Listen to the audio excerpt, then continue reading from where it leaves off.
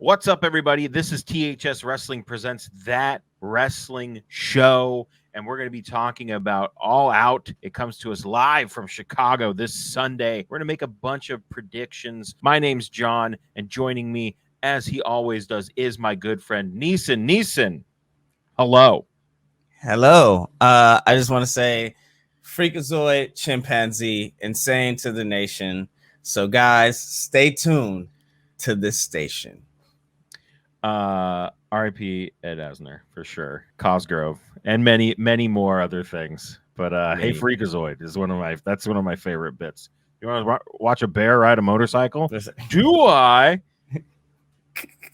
Always the distractor. But let's not get distracted too much because we're here to talk about All Elite Wrestling's All Out, the biggest pay-per-view of the year, possibly. The biggest pay-per-view of the company's history, as they say. Oh my goodness. Yes. Multiple times on Dynamite. Yes, absolutely. As I said, it's coming live to us this Sunday in Chicago, home of CM Punk. And I mean, we'll get to that in a minute. But before we get into, we run down the card, we had an announcement tonight that we're not getting my most anticipated match. We're not going to get Pac versus Andrade El Idolo due to travel issues. Tony Khan said it would be on a future episode of Dynamite. I'm disappointed, but at least that he's like, hey, the match is still going to happen. Just sorry, it's not going to happen this Sunday. What really sucked about that, it was like, sorry, it's not going to happen. So I guess we got to put the women's battle royale into the main card instead of on the pre-show. It's like, this should have been on the main card in the first place, guys. I agree. We have named all the competitors for the 21 Women Casino Battle Royale. The winner of that gets an AEW Women's World Championship match. There are two to be announced. There are two that have still not been announced.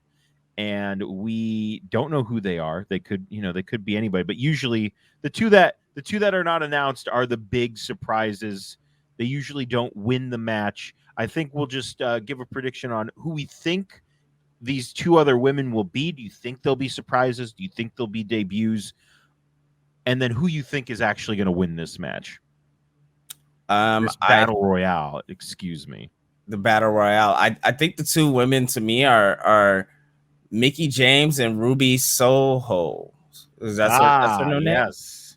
That's her new name, right? Soho? Ruby Soho, yes. Yes. So I think it's going to be Mickie James and Ruby Soho. I think that's of course, Ruby Soho, because she put up like her destination and she had the dots and it spelled out Chicago. I mean, same letters as Chicago. She was getting on a train. I think that's only right. As far as Mickie James, I think, she was the talk of the weekend coming out of putting on the Empowered show for NWA. And I feel like, why not cap that off? Why not cap that amazing week off with being a contestant in AEW's All Out? I think it'll give a lot of energy to the women's division that really needs it. I agree with those two being the surprise entrance. But who do you think is going to win it? I don't know. I think Jade Cargill should win it. I mean, that's who I want to win it. So I think she has the most energy. She has the most momentum coming out of just, I guess, Dynamite and Rampage. They're not really on Dynamite a lot, but just seeing her stand next to Thunder Rosa and Nyla Rose on Dynamite, I thought that was just an incredible visual. She just looks just amazing, like a warrior. I really think her versus DMD is a match made in Tony Khan's pockets. Yeah, I think I agree. That's who I would like to win. I would also not mind, just because she seems to be getting a lot of TV time and getting a big run, is Ty Conti. She had a match tonight, which she won. And then, and Anna Jay's back. Anna Jay makes a return. That was very cool. Yes, that was dope. But I think those are the only two people that I could really see winning it. I feel like everything else we've kind of already seen with Britt Baker. We've seen Nyla, we've seen Thunder Rosa a bunch. We've seen Red Velvet. We've seen everybody against Britt Baker. So it'd be nice to maybe refresh that, get somebody newer on the scene. Or maybe Ruby. Maybe Ruby comes out and wins it. Could just be straight to Ruby. That would be interesting. Either way, I would be happy with any of those outcomes. All right, up next we have Jon Moxley taking on Satoshi Kojima. My goodness, guys, New Japan Pro Wrestling legend. This is a match that when it was announced, I went, I don't, this seems like it'd kind of be a bummer, but I'm super into this match. Got you with the promo. Got me with the promo. I mean, Kojima, as I said, Japanese legend, very, very good. His matches and Impact were sweet too. So I'm excited for him. And this is a big deal for him and for New Japan. I think Moxley, this is just kind of like a dream match, if you will. But I think Moxley comes out on top against Kojima. I agree. I think Moxley comes out as well. I think it's a great way to keep that forbidden door open for Moxley and for AEW. But I think this is just a warm up to what we're going to see as we move towards the end of the year and the top of the year with Moxley, New Japan, AEW's relationship. But I think this would be a great match, but definitely Moxley takes the win. And we could also see Moxley maybe head on over to Japan for the G1, which they still have not announced. No competitors in that. So we'll see what happens there. Up next, we have Paul White taking on QT Marshall. We got a new little wrinkle in that story where apparently the Gun Club is now evil. And they, I think, are with QT Marshall. I'm not sure if they were just mad at Paul White for being super tall. Tall Paul. I don't know what it is. But they beat him down, and now the question is, will Paul White even make it to All Out? I assume he will, but if he doesn't, I'd be interested to see who is the surprise competitor for QT Marshall. Probably this, but not this. Assuming this match does indeed happen as it is advertised, I assume Paul White is going to win in about under a minute. Oh, Daniel Bryan takes his place. What a thing. Yeah, I think QT Marshall comes out with the win here. I think you're building up this heel stable, especially with the Gun Club coming out and hitting Paul White in his broken hip or his hip replacement hip. I think it says something. I think QT Marshall is going to be able to squeak out this win and become a bigger bad guy for AEW Dark. I'm fine with it. Revolution. I'm fine with it. All right. The final match. If Chris Jericho loses, he must retire from in-ring competition and apparently go do commentary, because apparently that's the stipulation of the match. It's MJF versus Chris Jericho for, I believe, the fourth time. Will the fourth time be a charm for Chris Jericho, or will Jericho ultimately retire at the hands of MJF? Yeah, man. I think I would say Jericho would win because his career is on the line, but technically his career isn't on the line. Just his in-ring career, but he would still be at AEW commentating. So I think, MJF has beaten him not once, not twice, but 3 times. I think MJF is going to pull it off for the big 4th time and put Jericho in his seat with a microphone on his head and retire him in AEW. I think that's also interesting. They did say retired in AEW. So if he wanted to go do some stuff in New Japan, he could. Yes. If they want to give Impact that boost, he could go do that. That would be interesting. Or he could go headline a certain ceremony that happens in April in 2022, because we know a lot of people is going to be there.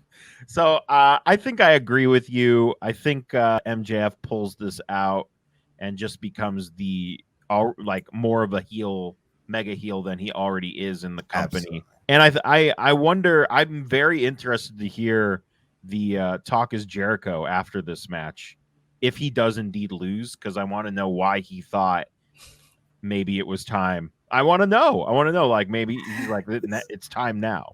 It's so interesting that like his Talk is Jericho is like the go-to for these type of things, like right after big matches, and then he just goes and spills all the beans right away. It's like, well, so actually the idea for this match was, it's basically it's like director's commentary after the fact. Exactly. with everybody having a beer. Like, it's just everyone. Like we just had the match and then we're just gonna all sit and have a beer and just talk about what we just did. Up next, we have for the AEW TNT Championship, Miro, God's champion, taking on the Mad King, Eddie Kingston. They're mentioning the weak point, the DDT, the neck. Kingston says he's going to go after it. Eddie Kingston cutting a promo at any time is just a great thing. Yeah. He's going to bring Miro. He's going to walk him through hell, and then afterwards he can meet his God. I don't think Miro should be losing anytime soon. As much as I love Eddie Kingston, I would love for Eddie Kingston to, be a champion in AEW. I don't know if that's going to be the case right now because Miro is on such a hot streak. So I'm going to say Miro pulls it out and retains his championship. Neesin, what say you? I agree. I think Miro not only has been on a hot streak, but he's been a monster. And I think it's no stopping this train. God's favorite wrestler at the moment. I think Miro's definitely in God's favor right now. And poor Eddie Kingston may get sent down to the 7 stages of hell. Not with coins in his eyes, though, not like Malachi Black said. But maybe he has to find the toll fee. Yes, what a great man, Malachi, just doing great stuff. Anyway, all right. So we are in agreement on that match. Up next, in a steel cage for the AEW World Tag Team Championship, the Young Bucks, the champions, taking on the Lucha Bros. After tonight's go home segment where the Young Bucks and the Elite beat up the Lucha Bros and Christian Cage, and also the Young Bucks got the win in that match. I'm starting to think we might see some gold change hands, and we might have new tag team champions in Penta and Rey Fenix. That's my prediction. Neesin, do you think the Young Bucks retain? There's no stopping the Elite. The Elite is unelitable. Okay, like the Young Bucks are the best tag team in the world right now. And I know we had an incredible tag team match on Dynamite. That was with 2 of incredible tag teams. And we could speak about how I said the New Day are the greatest tag team of all time. But the Young Bucks right now are the best tag team in the world. And why? Is because they make you feel something. And I think we've seen the Lucha Bros and the Young Bucks go, but I think this is going to be the best match. To me, this is the match of the night. I think that is going to be now, especially since Pac and Andrade. And I think the Young Bucks actually retain here. It'd be cool if they did switch the belts and the Lucha Bros got to run with it. I think the Lucha Bros are hot, but I think they may switch at another time. I think the Young Bucks are just on another planet right now, from the gear to just Nick Jackson coming out, man. I look forward to him coming out and doing his best Macho Man / Shawn Michaels coming out to the ring, and then his Macho Man inside the ring. It's just great, man. They're just on a whole nother level. But fuck the Bucks, but they're gonna win. Up next for the AEW Women's World Championship, we have the newly re-signed free agent, the biggest free agent signing, Dr. Britt Baker, DMD, defending her title against Kris Statlander. I am a huge Kris Statlander fan. I think she's been on a roll recently. I would love for her to be a champion, but that now is not the time because Dr. Britt Baker is that chick. She is your moneymaker, and I see her retaining, but I think this match is going to be awesome. I agree. I think Britt Baker, like I said, Britt Baker is that chick, and she is, if not their biggest single star in the company, if not one of them. That Adam Cole tease was incredible, but again, I'm confused on who's the bad guy and who's the good guy, because Britt Baker had a Chicago letter shirt Yeah. and things. So I don't know. But I mean, look, I threw that out the window. I think Britt Baker's gonna win. I love Kris Statlander, but now it's just not her time. Line him up for Britt Baker so she could take him down, because she is the Britt Baker, or Dr. Britt Baker, DMD. I kind of wish she had done it with 2. That would have been a nice little tease. Just right? stop. Just stop.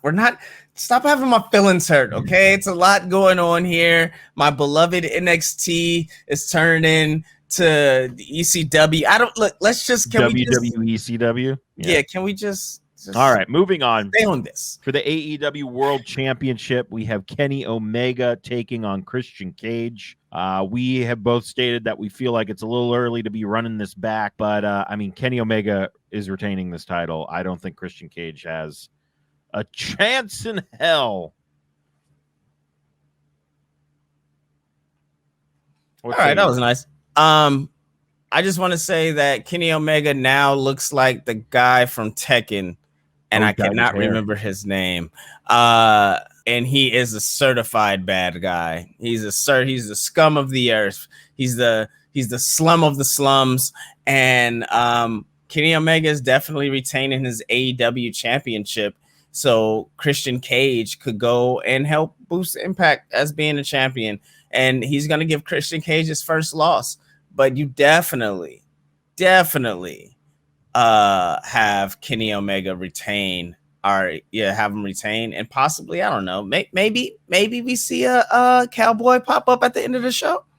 Ooh, that would be nice. That would be nice. I would like that. We do have one more match, which is the match that is the talk of professional wrestling. Darby Allin taking on CM Punk. CM Punk's first match in 7 years. I'm excited. I'm interested to see how Punk looks in the ring against Darby. I think I'm gonna go with Punk winning, even though I have a feeling that he might lose to Darby, which would boost Darby very, that would be huge for Darby, especially if they want to boost him up to Omega levels, make him a contender for that title. And also now I'm weirdly interested to maybe see Sting versus CM Punk after tonight's segment. I know you probably don't want to see it, but I would be interested in seeing it. But anyway, I think CM Punk's going to win this match. What say you? My anxiety tank is already overflow with just in life in general. I don't need to have it just spilling out all over the place with Sting in a one-on-one match against CM Punk. I don't need it. I don't want to see it. I just want to see Sting live a great life for the rest of his 60s and 70s and 80s and so on and so forth. Now, I think that Darby Allin beats CM Punk.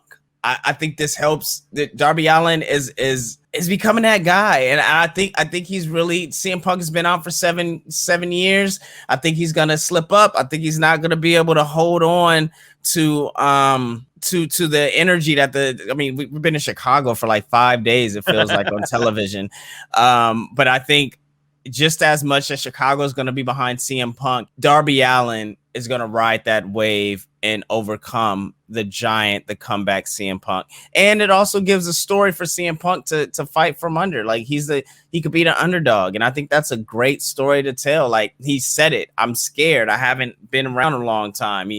I think that was the perfect way to go into this match is just being truthful. Yeah. And have Darby Allin get that 1, 2, 3 over the old Punk man. I think that's what's going to happen, guys. All right. I do have one final question. We did talk about possible surprises with Mickie James and Ruby Soho. Do you think we get any more surprises in the form of possibly Adam Cole or Bryan Danielson? Do you think we get that? Do you want the real question or do you want my heart? Which one do you want, Pingo? I want both. All right. I give you both. Well, the real question is we're going to get a surprise. Which one we get? Um, any one of those. I think it's a perfect opportunity for both of those to show, more so Adam Cole than Daniel Bryan, I think. But any one of those, it's a certified crowd stiller, weekend talker, AEW continually to win the news headlines. Where my heart, none of them. Why? Because NXT was my heart. I think NXT, I loved NXT. It was we talked about on our show every Sunday, 7:00, streams live right here where you're watching this at, or just right here where you're watching this at. It was the indie show. It was the little engine that could. And I think Triple H did an amazing job. And we heard all these rumors about, oh, it's not about them losing, but I point back to when people talked about Evolve, or WWE developing a new Evolve. I think this is it. I think this is the product of what we're getting. We're getting the NXT now changing, and then we're going to get Triple H doing his own thing again, but on a literal scale. And all I can say is I hope Triple H leaves WWE and starts his own rival company against AEW and NXT. and we see exactly what Triple H, Shawn Michaels, Brian James, they can all do, because they kill it. Like, then leave them alone. And with that, they built the AEW before it was AEW. And with the proper backing of WWE, I think it could have been just as big as AEW. Like, not have them in Full Sail, have them tour, have the strengths release, stop rating the talent just, week or 2 weeks, or, actually have a plan if you're going to move them to Raw, SmackDown, or I don't know if they're on Raw, SmackDown, make it seem like they exist on NXT and didn't just pop out of nowhere. But all that to say, I hope none of them show up. But if so, I feel like it's gonna be Daniel Bryan. I mean Adam Cole. Shit. You think it'll be, if anybody shows up, it'll be Adam Cole? The smart thing to do to be Adam Cole. I agree. But oh, and we forgot. Oh no, Bray Wyatt's thing is not up yet. It's not up until October. No, not up. All right. Well, that has been our little preview prediction of All Out. We hope you guys enjoyed it. Make sure this is going to be on YouTube, so make sure you like this video, subscribe, and hit that little bell so you get all the alerts of our future releases. And we will be streaming immediately after All Out on Twitch, on this platform, on YouTube, and on Facebook. It's facebook.com/THS Wrestling News, twitch.tv/that#show. And if you just stumbled across this randomly and are not looking upward, it's youtube.com/that#show TV. So thanks for watching, and make sure you check out that#show.com. Better get it right for everything trending in geek pop culture. No one has told me otherwise. See you guys. Bye, guys.